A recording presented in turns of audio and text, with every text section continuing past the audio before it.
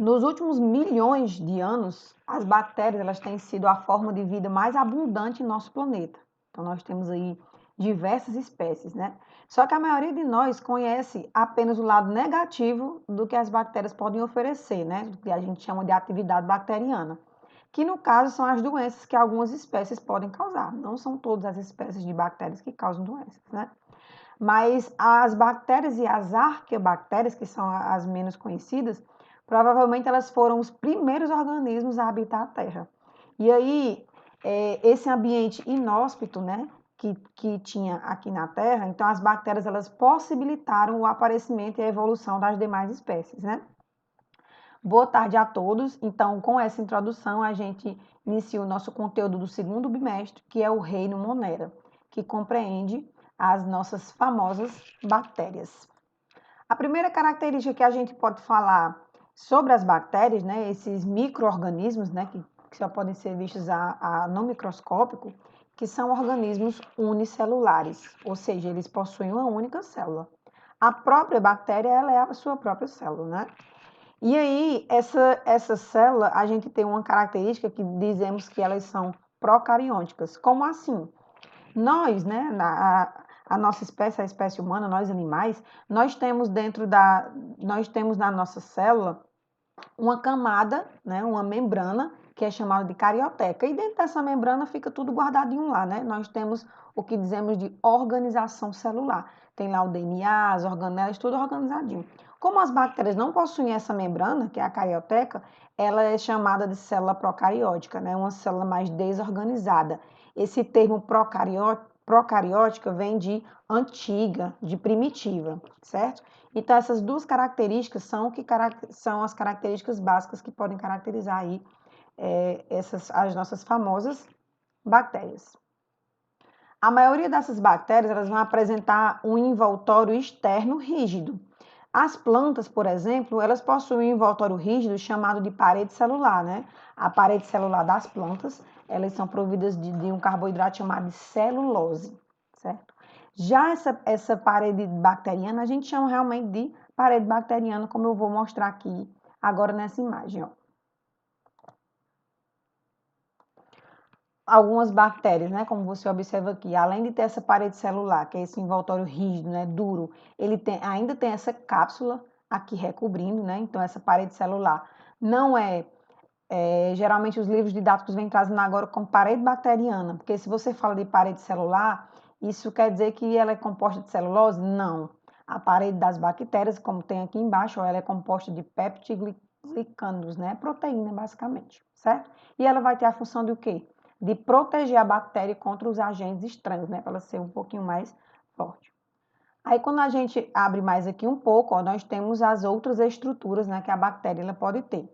Depois dessa membrana, dessa parede celular, né, que eu chamei de parede bacteriana, nós temos a membrana plasmática, aqui onde eu estou apontando, ó. Essa membrana plasmática está aqui embaixo, ó, de constituição lipoproteica, ou seja, lipídios e proteínas, né? E aí ela vai exercer essa função aqui, delimitar esse espaço, né? Delimita o citoplasma. Não é o que é citoplasma? Esse espaço aqui dentro, onde fica imerso o DNA e as proteínas que a bactéria vai produzir, certo? No caso aqui, os ribossomos, né? O que são ribossomos? Tá bem aqui, ó, que são as únicas organelas citoplasmáticas que uma bactéria tem, são organelas que elas produzem proteína. O cromossomo bacteriano, né, por assim dizer, porque remete também à mesma função do cromossomo, né, das células eucarióticas, né, que no caso são as nossas, nós temos aí esse cromossomo bem aqui localizado, ó. Então, esse cromossomo, o cromossomo bacteriano, que é geralmente localizado aqui nessa região central da célula, ele forma como se fosse um emaranhado. E esse emaranhado forma esse nucleóide, onde eu estou apontando aqui, certo? Que está se enrolando. Então, esse nucleóide, ele vai controlar basicamente o metabolismo da célula, né, dessa bactéria, tudo que ela vai fazer, né, produção de proteína, reprodução, e aí também as suas funções vitais. Além do cromossomo, né, a gente chama esse termo genético cromossomo, mas lembrando que toda essa estrutura que está aqui no citoplasma, todo esse material que está aqui disperso, ele não é envolto por nenhuma membrana, né? Reparem que na imagem, tanto os ribossomos, que está representado por esses pontinhos pretinhos aqui, e também essa estrutura que é chamada de plasmídio, que nada mais é que um DNA circular, né? É um DNA em forma de círculo, eles ficam todos dispersos, aí soltos, certo? Esse plasmídio que eu citei agora, que é o DNA circular, eles não são necessários à vida da bactéria. Mas para uma bactéria é interessante ter plasmídio, é vantajoso. Porque se a bactéria tem esses plasmídios, dentro deles, né, que é DNA circular, ele vai conter genes que são responsáveis por destruir algumas substâncias que possam vir a prejudicar essa bactéria. Então, a presença do plasmídio, né, desse plasmídio, DNA circular, ela é vantajosa, ela é interessante aqui para as bactérias.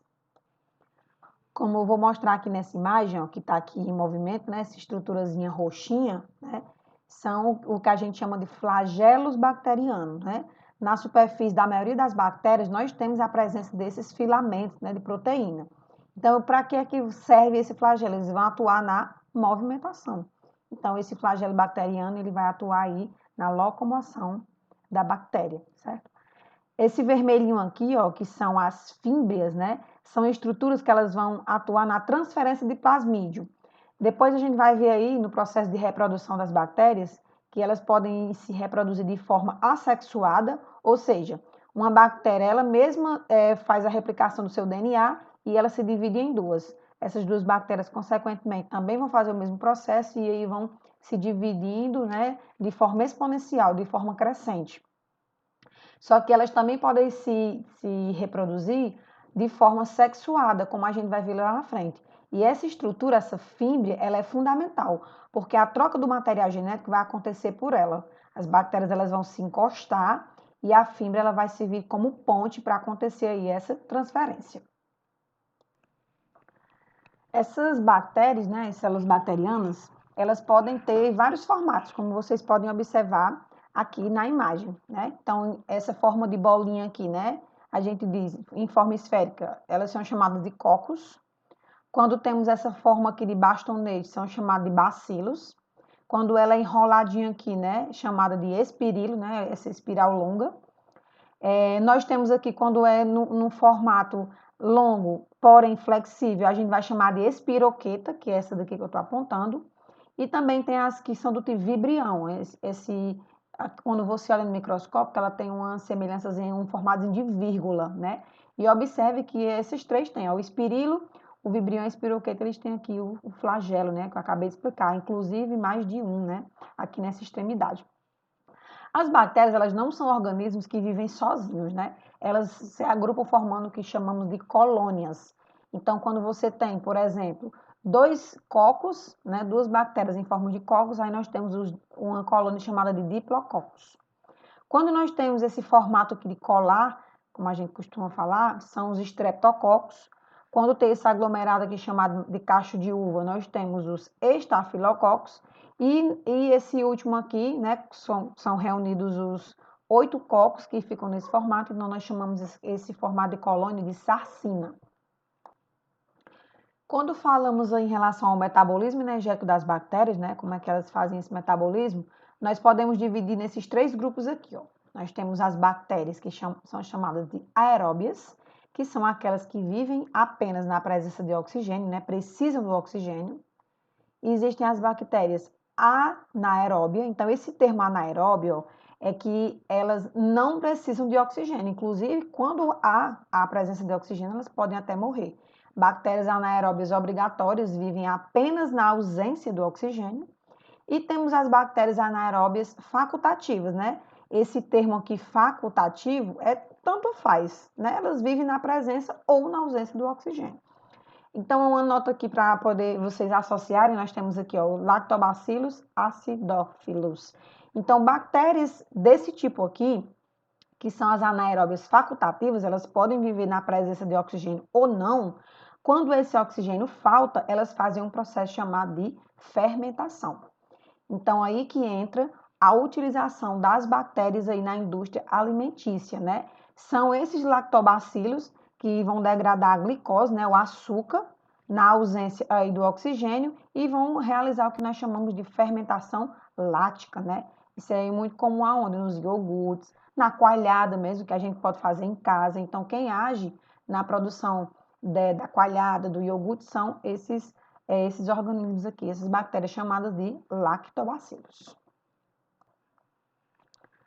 As cianobactérias, né, diferentemente das bactérias que eu acabei de falar, elas conseguem, né, têm a capacidade de fazer o quê? A fotossíntese, né? Elas têm a organela que ela é capaz, é um pigmento que absorve a luz aí para poder realizar esse processo, né? É um processo bem semelhante com o dos vegetais, né, mas não é igual.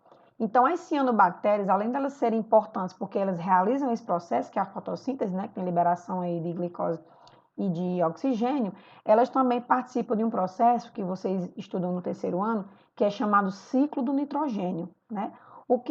Qual a importância desse tipo de bactéria para nesse ciclo do nitrogênio, né, que é um ciclo biogeoquímico? Ele vai ajudar a fixar esse nitrogênio. As plantas, elas não conseguem pegar o nitrogênio do jeito que está na atmosfera para poder fixar. Então, essas bactérias, quando elas estão presentes no solo, elas convertem em outros produtos para ficar mais fácil para a planta poder absorver e aí ela se nutrir, né? O solo ele fica mais fértil quando você tem a presença do nitrogênio. Claro que não é um nitrogênio do mesmo jeito que está na atmosfera, ele é transformado em outro produto, né? Importantíssimo aí para nós, porque ele forma basicamente o DNA, né, e outras estruturas aí. A reprodução bacteriana mais básica e mais conhecida que tem, né, a mais costumeira, é essa daqui, que eu vou mostrar para vocês, chamada de bipartição. Ou então ela também pode receber esses nomes de divisão binária ou cisparidade, né? Elas podem se apresentar em questões com esses três nomes, ó. É só você lembrar, bipartição, ela se parte em duas, como eu vou mostrar aqui na animação. Nós temos o nucleóide, né, o DNA aqui, o cromossomo, na verdade. E aí, repare que ela tá, ó, o nucleóide se duplica, a parede celular e a membrana plasmática, ela inicia, que é a ruptura, né? Fica se rompendo. Eu estou mostrando aqui na animação, mas é um processo bem rápido que acontece, né? Óbvio.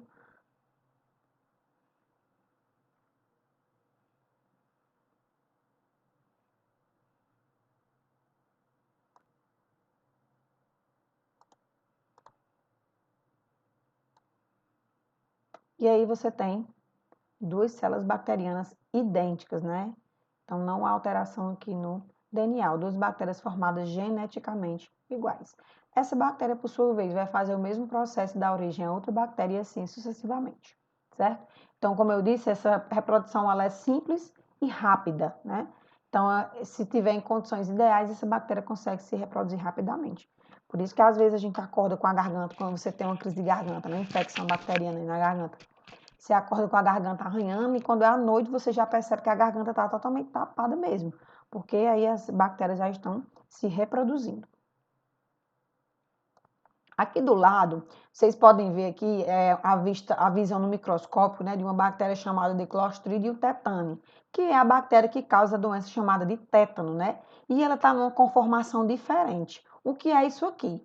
Quando a bactéria ela fica nessa conformação, a gente diz que ela está em um formato latente, ela está se poupando. Isso aqui a gente chama de endosporo, quando ela fica nesse formato aqui.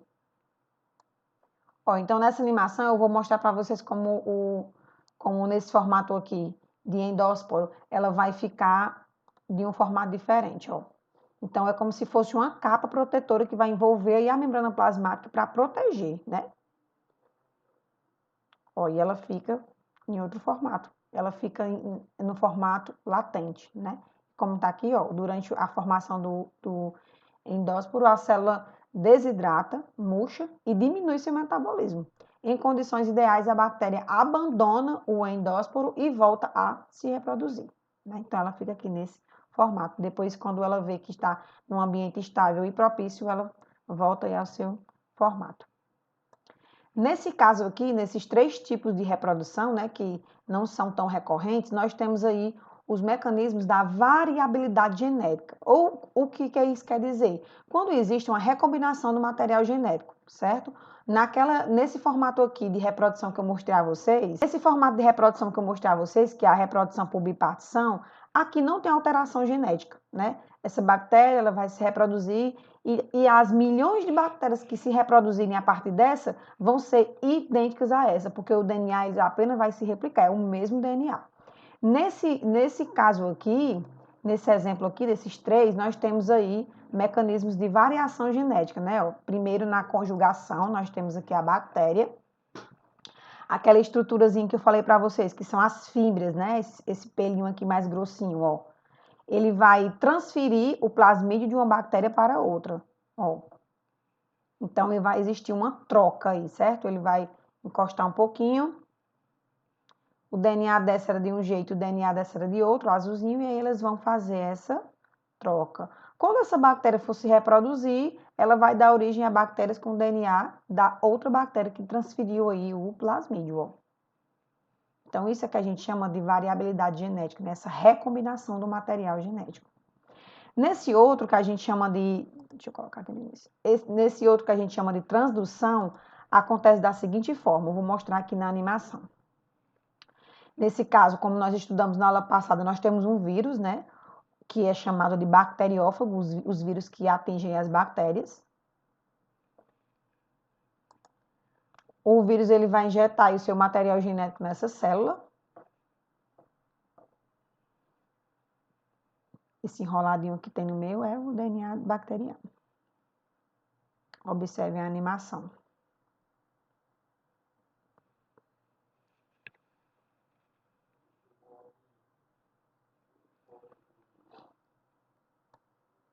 E aí o vírus soltou o DNA, soltou o seu DNA aqui dentro. O vírus eles inoculam um material genético na bactéria que passa a comandar aqui o metabolismo da bactéria. E aí depois vai acontecer aí, ó, a replicação no interior da bactéria. Quando o vírus já tiver feito todo o seu serviço, vai acontecer o que nós chamamos de lise, né? Esse rompimento aqui da célula bacteriana. E aí os novos vírus vão sair em busca de se replicar mais ainda.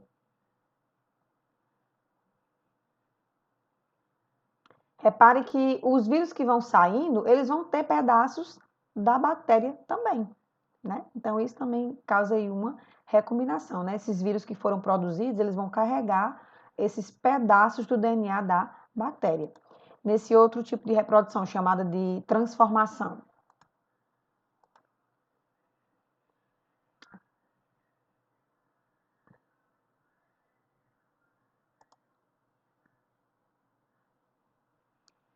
Deixa eu dar um... Ó, então, o DNA que ele fica solto, né? Ó, enzimas que estão presentes aqui na membrana plasmática da bactéria, elas vão facilitar a entrada desse DNA que ficou solto, porque a membrana plasmática ela tem essa função também, né, de ser seletiva, de selecionar o que vai entrar. E aí esse DNA ele vai se incorporar ao nucleóide, que é o DNA bacteriano, e provoca aí essa variabilidade genética. E aqui algumas características que são importantes, né, a importância, na verdade, das bactérias, né? São causadores de diversas doenças, né? Não são todas que causam doenças, né? Na verdade, é uma minoria das espécies bacterianas que vão causar doenças. Elas são importantes agentes decompositores, né? Quando você fala em decomposição, automaticamente você já lembra de bactéria e fungo. Elas fazem essa reciclagem da matéria. Produção de oxigênio na atmosfera por meio da fotossíntese, como eu expliquei, quem é que faz isso principalmente? As cianobactérias, e tem essas daqui também, ó, né? Mais recente nos livros didáticos, que são as proclorófitas. Produção de laticínios por meio da fermentação láctea, que eu também falei, que são os lactobacilos, bactérias que são anaeróbias facultativas. Quando elas se veem na ausência de oxigênio, como é que elas fazem? Elas fazem a fermentação. Utilização na biotecnologia, nesse caso aqui nós temos o exemplo da produção de insulina, né? Então, as bactérias, elas são importantes também, porque são produtoras da insulina humana nesse procedimento aqui, né? Aquela reprodução que eu falei, da transformação, são pedaços de DNA, né? De genes que vão se acoplar aí no DNA da bactéria. Então, é basicamente assim. Aqui nós temos um fragmento de DNA humano, E aí, digamos que o item C aqui, ó, seja o gene que codifica a insulina, certo? A insulina, que é um hormônio que está produzido lá no pâncreas, né? E aí regula as taxas de glicose aí no sangue, né? Juntamente com o glucagon. Mas aqui, digamos que o C seja a insulina. Aí, o que é que vai ser feito? Ó, vamos ver aqui na animação, criar sua bactéria. Esse pedaço, ele vai ser retirado através das endonucleases de restrição, né? Então, é como se fosse para cortar. E aí, é inserido ó, essa endonuclease de restrição. Retira um pedacinho da bactéria também, do DNA da bactéria, ó, corta. E encaixa esse que produz a insulina, né? Essas enzimas ligases, como o próprio nome diz, elas servem para quê? Para ligar, né? Enzimas são proteínas que aceleram reações. E aí, como a reprodução bacteriana ela acontece rapidamente através da bipartição, né? Então, quando ela vai se dividindo, se dividindo, se dividindo cada vez mais, nós vamos ter aí vários e vários trechos de insulina, né? De genes de insulina. Então, essa proposta é uma proposta antiga, foi feita com uma bactéria chamada de Escherichia coli, né? E aí anuncia a produção da insulina através dessas bactérias transgênicas, né? Como a gente costuma falar. Então, o plasmídio modificado, ele é introduzido na bactéria, que ao se reproduzir por bipartição, origina um grupo numeroso de bactérias transgênicas produtoras de insulina humana, como vocês veem aqui nessa imagem. Então, é isso. Essa foi a nossa aula sobre as bactérias, especificamente do reino Monera. E aí eu vou deixar uma atividade para vocês poderem fixar o conteúdo. Qualquer dúvida, entre em contato pelo WhatsApp e até breve.